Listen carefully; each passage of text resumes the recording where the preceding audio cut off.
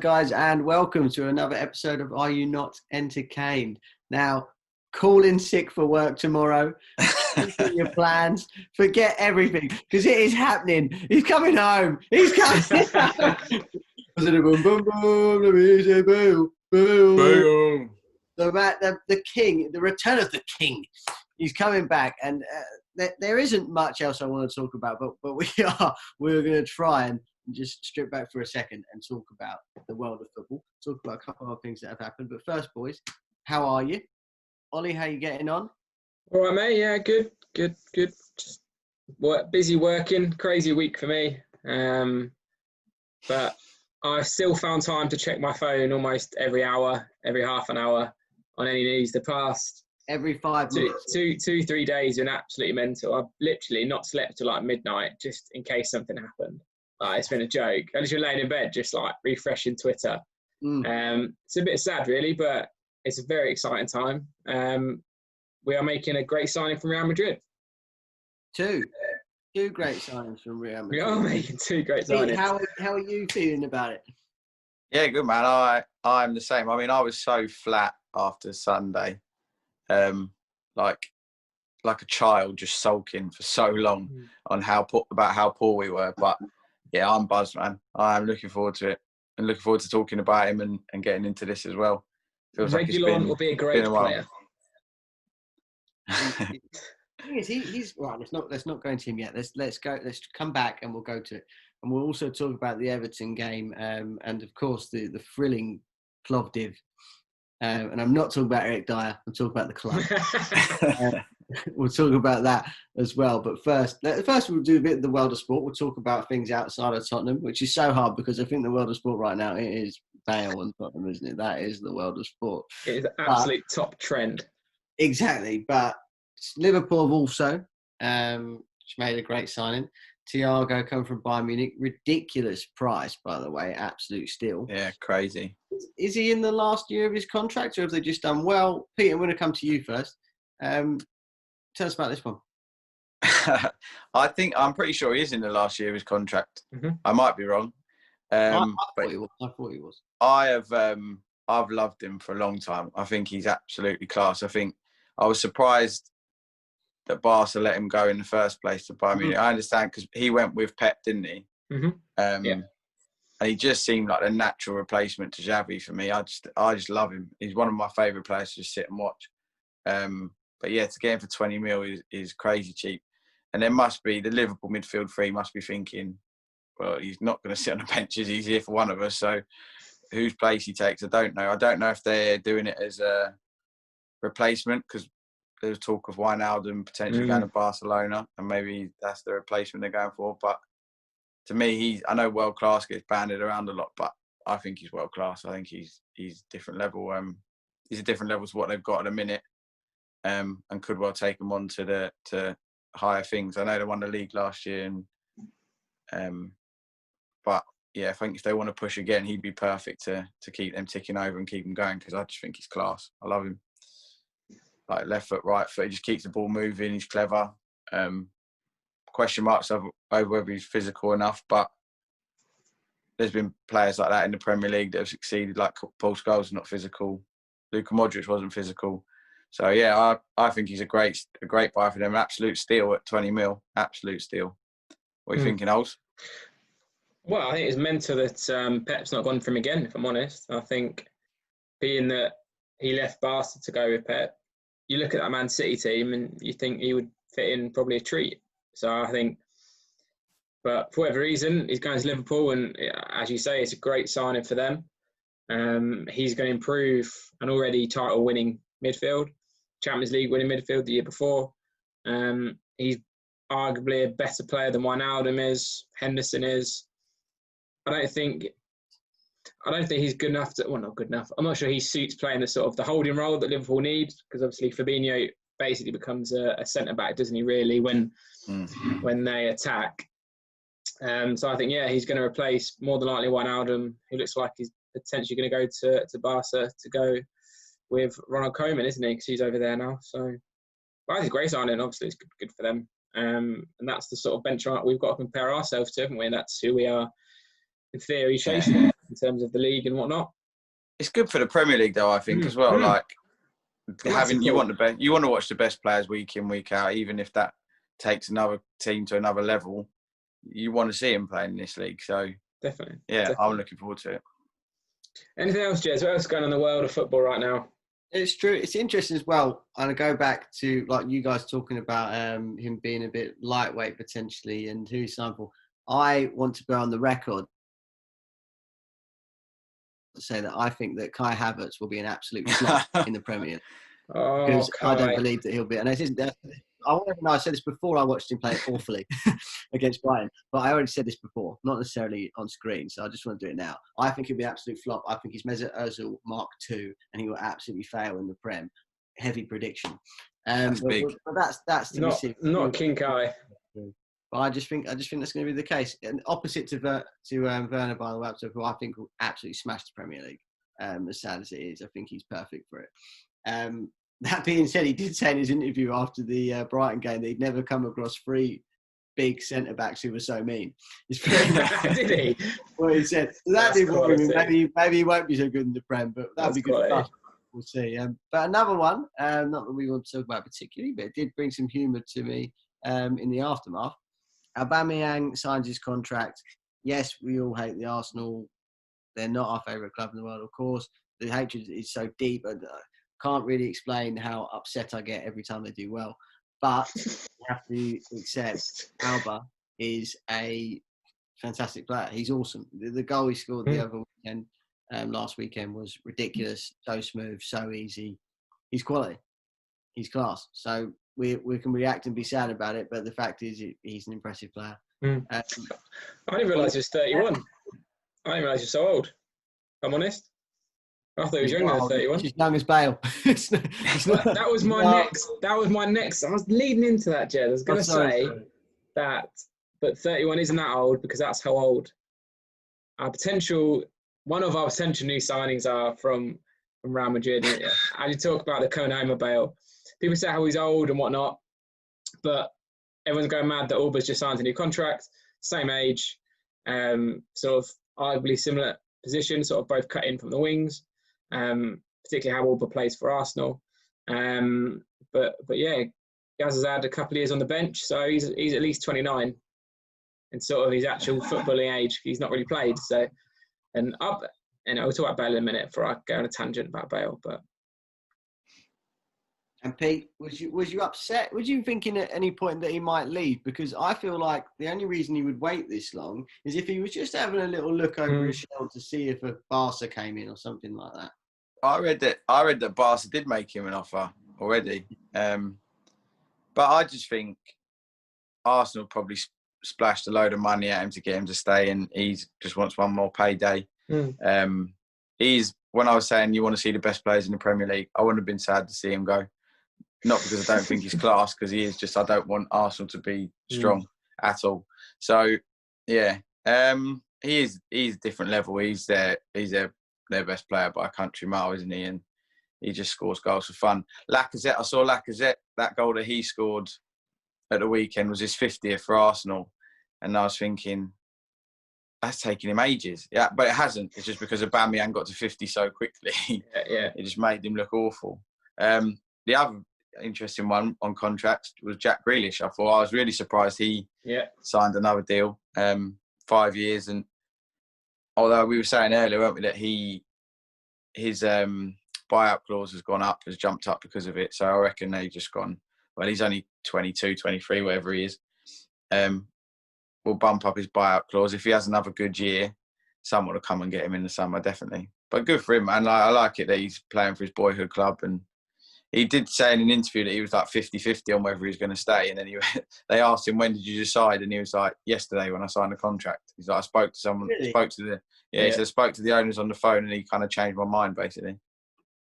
Wow. No, I like that he signed as well. Lad staying with his boyhood club in the Prem, keep him going. 5 years is a long time. So if any club, like you say, comes in, they've got to spend big money. I think it's a lot of respect to him. But he's such a player as well. let's roll through. We could have had him, but we don't want to talk about that. But Levy, Don Levy, he's no problem now. There's nothing like put it all in the past because Don Levy's making it happen, and now we can forget all his shortcomings and just praise him to the heavens. But before we go into that, let's again try and tone down my excitement. Let's quickly talk about Everton and Plovdiv. I just love the name of the club. Before we roll through, and then when we talk about, because I just want to absolutely go into the effect that these two signings could have on the club, and maybe we'll discuss. I'd like to hear what you boys are thinking in terms of the lineup, because I have it cemented in my head, and I feel like it'll never happen. But so on. After the Everton game, as Pete said, I was extremely flat. And I think we're all thinking, everyone who's a Spurs supporter was just thinking, what an absolute dire season we could have on our hands here. And just how dread it was, no plan, no attacking format, defensively shoddy. The biggest thing to me was zero ideas in terms of an attacking plan, and I find it extremely difficult to watch a double pivot of Winks and Højbjerg, who are both negative and boring centre mids, who are safety, don't know how to play an attacking pass, and will just play outside. Don't get me wrong, I like both players, but you play them together, and it's a recipe just for the whole club to slow down and lose all intensity, because the two of them dictate it. They are the engine room. They make things happen. And if you're dictating by saying slow pass side to side, you're not going to be able to get anything in terms of a credible or attractive attack. It's just not going to happen. So I just found it really demoralising, and what a difference a day makes. Now I'm excited. It may go down as one of the best games I've ever seen because of what it's potentially led to. This is true. I'll tell you what we're going to do, Ollie. The catalyst of this game is just phenomenal. If we go through these, I want to ask Peter about Everton, Mr. Doom and Gloom, and then we're going to ask you about Plovdiv. Just a bit of we've got the result. Yeah, take us through. But Pete, go on, tell us about Everton, especially how you was feeling, because God knows you were taking it hard. It took it hard. Yeah, well, we watched it together, didn't we? And yeah, I was flat, man. It felt like going back to before Mourinho came in. We had like that real flat time with Poch where everything was going wrong. Like Brighton and Hugo got injured, and then Mourinho changed a little bit of a spark, and then it almost came back again, and we went those 5 games without a win, and we lost away to Southampton and drew with Watford and stuff, and just looked awful again. And it felt like that, and it was like we've come nowhere. Nothing's changed. We've brought in Højbjerg, we've brought in Doherty, and Højbjerg for me, the thing that threw me was he looked so unfit.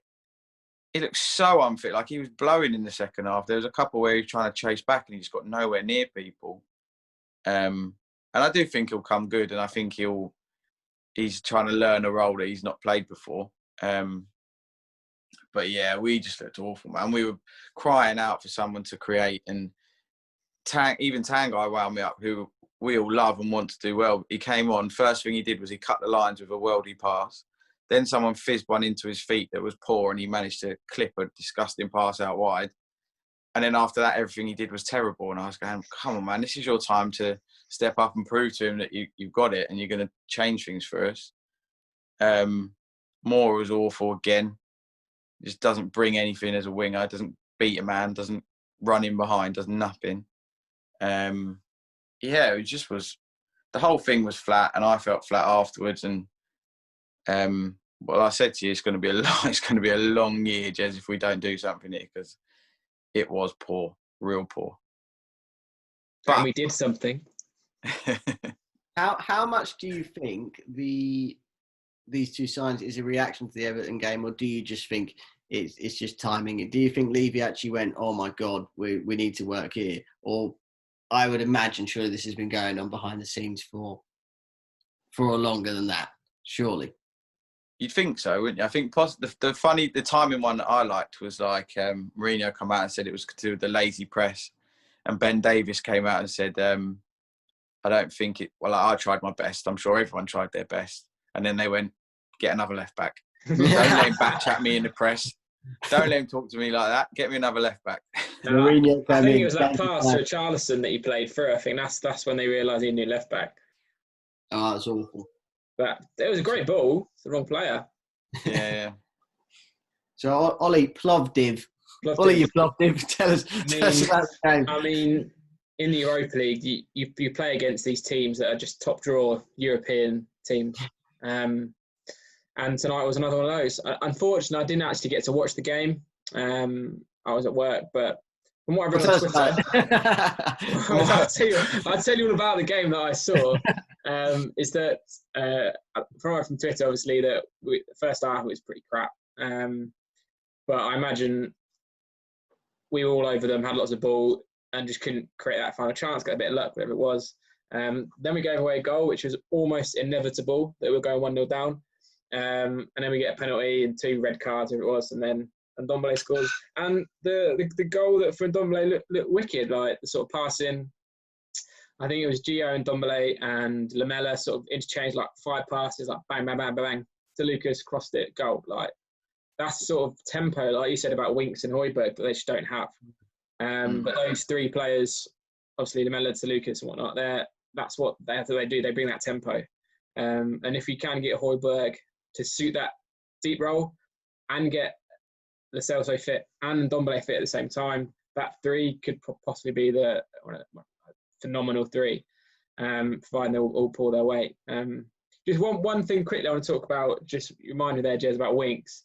I know you haven't seen it yet, Pete, but there's a clip in the All or Nothing documentary with Levy and Jose Mourinho talking about Winks, and it's quite possibly the worst I've ever seen, because Levy turns to Mourinho and just says, "I bet he runs a lot," and Mourinho replies, "A lot," like that, and he just screams of a man that knows nothing about football. And he's just like, "Oh, Levy, what are you doing?" And it's just so funny. It's so funny. And bless him. I do love Winksy, but he's pretty serious that holding role.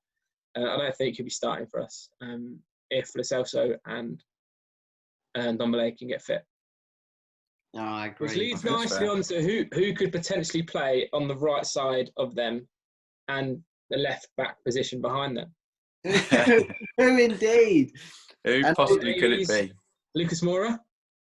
Oh, don't start that again. The Lucas Moura into fullback, absolutely. You and Mourinho are absolute jokers. But also, I'll do want to say the Levy theme of him trying to talk football is brilliant. Oh my God! The thing is, I actually don't mind Levy. A lot of fans obviously hate him, and I get it. Yeah. It's very difficult, but it is embarrassing because he looks like he's trying to prove to Mourinho, I do actually know a little bit. I know a bit. I've got a bit. It's so funny. Funny. I bet he actually does know a bit more, but he comes across embarrassing himself the way he tries to push it forward. I find it really odd that he eats food with the players. Does that sound stupid? I find that really weird. I found it odd how he's just sat on the table on his own. How much he was there, just like in the canteen, like you're saying, just about the players. But I wonder how much of that is there's cameras in here. I wonder if he does that on a day-to-day basis. Like once now the documentary's done, I wonder if he's there now. When the players walk up to him, he's like, "Don't know you." You've been talking to you for a year now. You're not funny. Don't know you. Get out of here. The interview with Ndombele is just cringeworthy as well, isn't it? But anyway, we can talk about All or Nothing when Pete's finally watched it all. Peter, it's not my fault. I had to move out of my house for a week because I had a plumbing issue. And it's true. It's actually true. And he's not talking about his own body. He's talking about. She didn't kick him out. You've got a plumbing issue. Get out, Peter. Get out. In a week. Get out. So Jerry, what's on your mind right now? What's next up for us now? You know what's on my mind. No, all right, come on. Let's try and do it in an organised fashion. Yeah! It's coming up. The king is coming up. We now know. So he's a devil. We now know that they're flying over, the pair of them, Reguilon. And we have to look that one up, aren't we? I'm pretty certain it's Reguilon. And the thing is, it's mad. Reguilon is honestly, in my mind, a world-class signing. He is ridiculously good. In the Team of the Year last season in the Liga, out on loan for Seville, and then of course Madrid have gone, well, he got in Team of the Year. Obviously, he's the best left back in the league. Let's throw him away, shall we? Yeah. Such a Madrid sale, isn't it? it is so Madrid. Like the club is just so strangely run, but there is the buyback clause. I think it's that they have to do it at the end of the second year, or they have to do it in the first 2 years or something around that. It's a 5-year contract, but they are able to buy him back for 45 million. So no matter what, you've made is it 20 mil, 15 million profit? Yeah. I don't think it's the worst thing in the world. I think it is slightly frustrating because you think to yourself, you almost want him to play at the 3/4 of his best.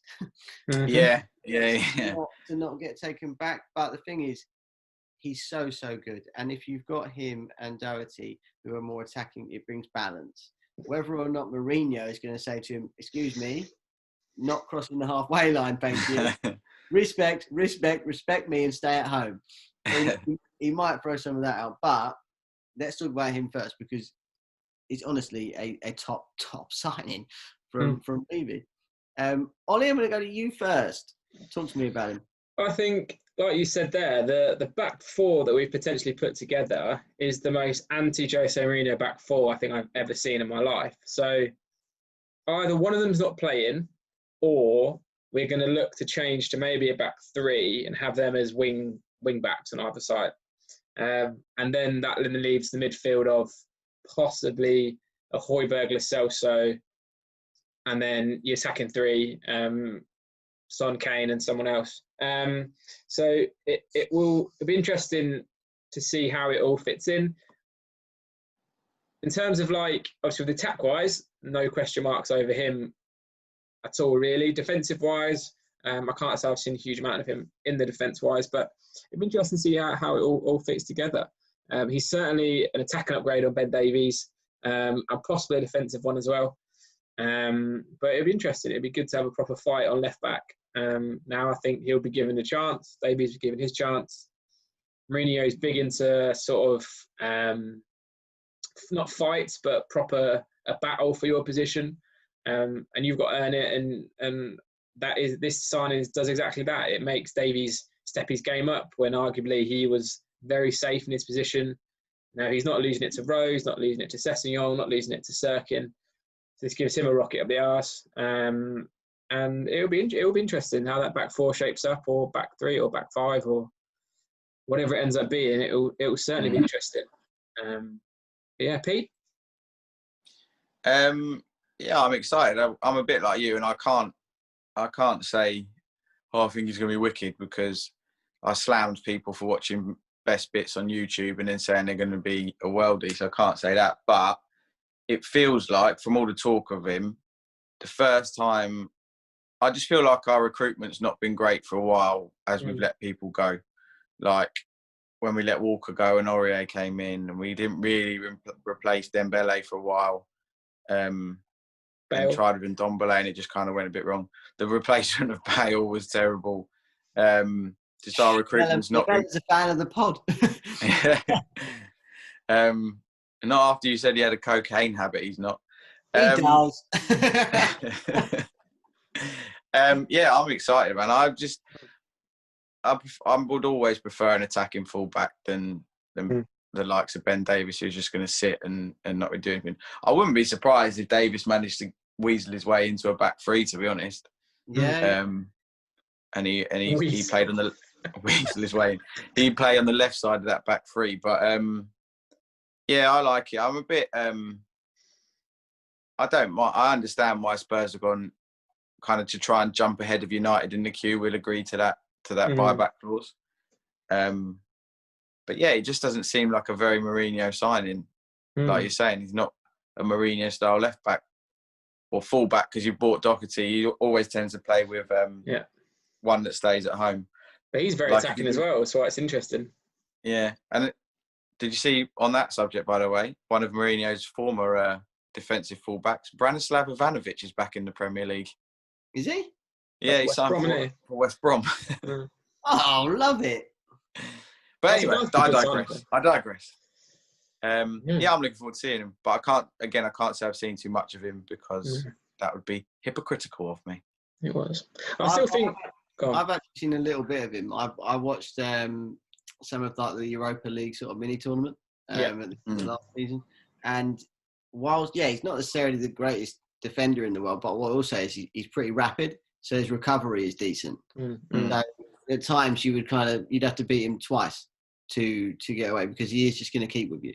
So what he sort of lacks in necessarily being the most natural defender in the world, he kind of makes up for in the fact that he's uber fit and he's very quick. So he just makes it hard, and he's always going to be there. So he's I just love a fullback like that, who's super attacking, got good product, can score. I think he scored an absolute worldie last season. I remember watching it, but he's got a good finish on him. So get you some goals, get you some assists, and he will also be fit enough to just get back and to make sure that things are sort of start put out some fires and help the defence in that way. So yeah, honestly, I've seen bits. I've seen a few games of him, and every time I've watched him, I've been extremely impressed. Impressed. I feel a little bit sorry for him in this whole sudden saga of Spurs playing Bayern, because he's just kind of gone under the radar a little bit, because no one's talking about him, even though I'm sure he will be quality for us. It's all been the big man. Yeah, if he wasn't coming at the same time as Bale, he would be at this point the marquee signing, no? He would be the biggest signing we've made so far. But the fact is, he's coming with the king. He's coming over. He's quite literally, they're flying back together. And like Ollie's just spoken about, the sort of the team lineup we could have with Son, Kane, and some other fella, he says, and that other fella is Gareth Bale. Ollie, let's just throw it over to you. Tell me what you tell me what you was thinking when it sort of came through. We might be having a dabble, because then we was all a bit keeping it calm. We weren't sure. We've seen it 1,000 times before. When you started seeing things like Romano saying, "Here we go," what was you feeling when you seeing stuff like that? Just pure excitement. I mean, for me, when we had Gareth Bale, so we sold him 7 years ago, wasn't it? So sort of 9 years ago then, when he sort of really burst onto the scene, he was probably one of the players that really made me fall in love with Spurs. I just adored him. Everything he did, I just absolutely loved. And he is absolutely one of my favourite players ever for Spurs. And he really was one of the ones who really just cemented my absolute adoration for Tottenham. So for me, the possibility of him, when he left, I was all gutted, but understandably so, he left to Madrid. We weren't the team we are now. Not that he would have stayed anyway, but point is that we were not the team we are now. And then I see Harry Kane came through, and he had the exact same effect on me. Absolute adore the man. And the fact that they're both in the same team is actually kind of mental. Along with Son as well, who is another one of the players that we absolutely adore and will probably go down as a legend for us. That attack is a little bit insane, and I want to say possibly the best in the league. If Bale is fit, if he can get 10, 15 goals for us this season, I'm not expecting Gareth Bale that we sold. He's not going to be that athletic, or not athletic, but that fit and better play as much as he did then.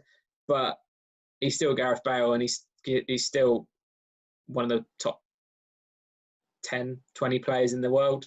So it'll be interesting what happens. That attack three will put a lot of fear into a lot of teams.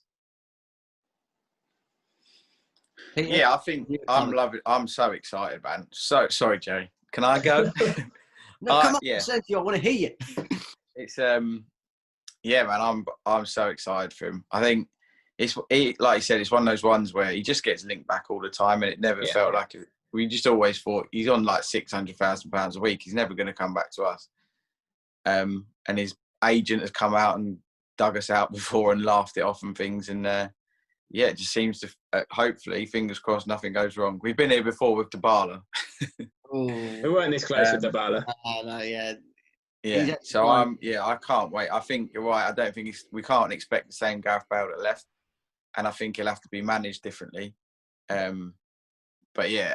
So I wouldn't have been taking him to Plovdiv tonight if he was already there, sort of thing.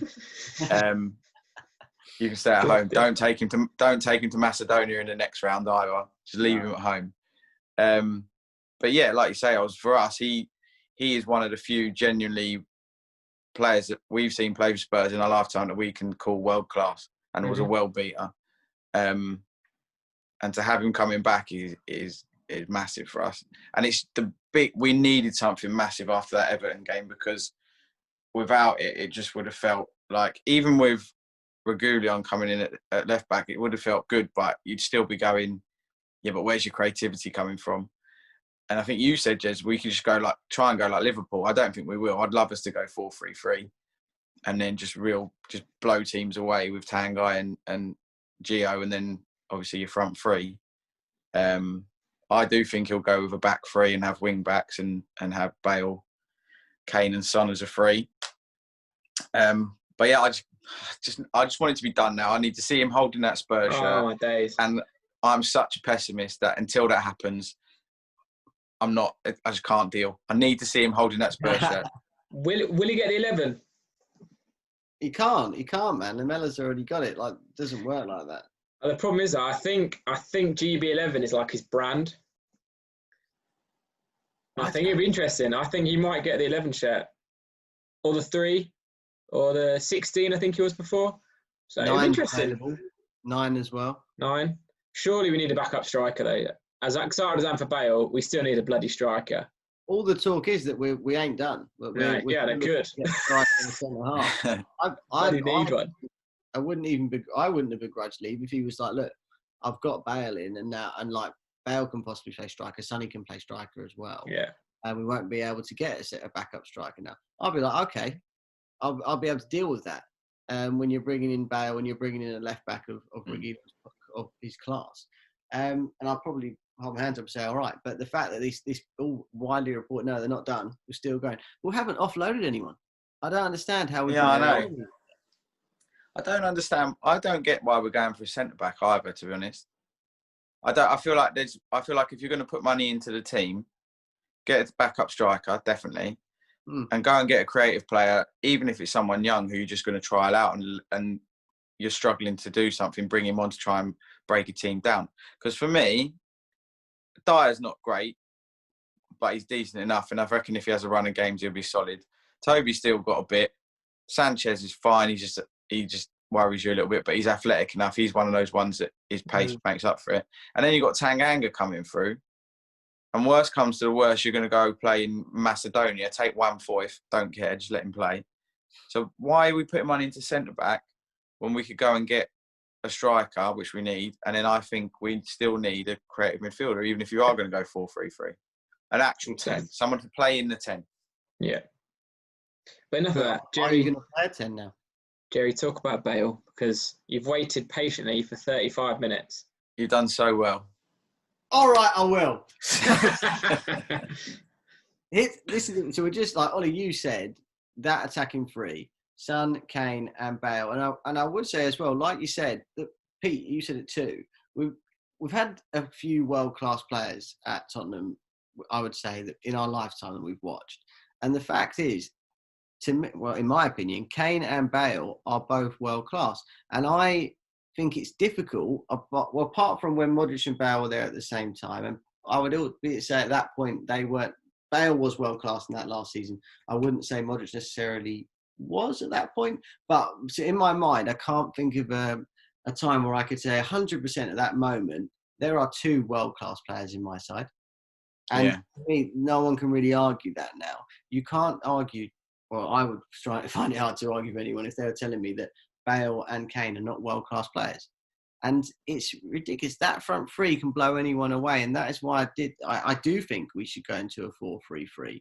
And I would absolutely love to see us set up in that way, to have Reguilon and Doherty burning down the sides as fullbacks, to have a midfield three with Lo Celso and Tango in it. And I don't care if it's Højbjerg. I wouldn't even mind if it was Winks. I know that's a bit dangerous, but you go and put them three in the midfield and centre for you, and tell me how many midfield battles they lose. I think very few, where they're not going to keep it away and just be able, if they clicked, to just keep it away from other teams. And then to have that front three, just go, boys, just go. And also, what excites me is that if you're playing a Bale, it's very difficult to ask him to do the sort of jobs that Mourinho would ask, like a Moura and something to do, where they're having to come back all the time. Because I don't think he can do it. I have seen someone say already, like, oh, what if they clash as characters? I do wonder, in a weird way, how much Mourinho will like someone coming in who is going to be bigger than him. And there's no way that Mourinho could think that he was bigger to Spurs fans than Bale. Yeah. There's no way that can be a thing. But like I say, Bale may score, let's say the 15 goals don't matter, because every goal he scores, I guarantee he will feel bigger than anyone else scoring. Because every time he scores, it's going to be, he's back, that's our boy. So if he scores a tackle, we'll go mad. If he just has one hit him and go in the goal, we'll go nuts. The only gutting thing is that we can't go there to see him. Imagine the roar when he first steps out, if he was there at the stadium. Mate, unbelievable. It'll be unreal.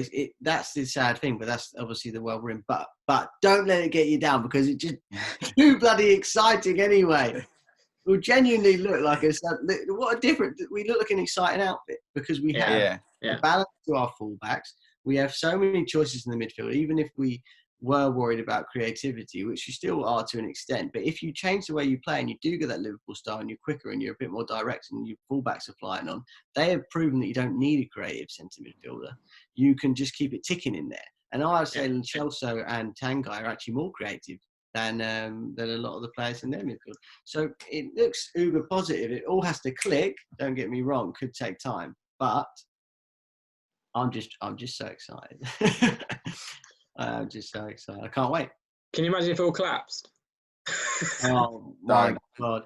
In the current climate, I genuinely think that would be so dangerous for a lot of Spurs fans. Like, mental health is obviously a real big thing at the moment. If that fell through, I think there'll be horror stories. Do you reckon it's? I've seen a lot of things about a 1 year loan, 2 year loan, year loan, option to buy. What do you reckon? It's a 1 year.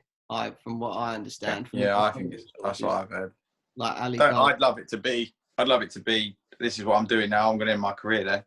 Yeah, I'd love that, but I think surely if we're taking out a year loan, there is some guarantee that we can keep him at the end of it.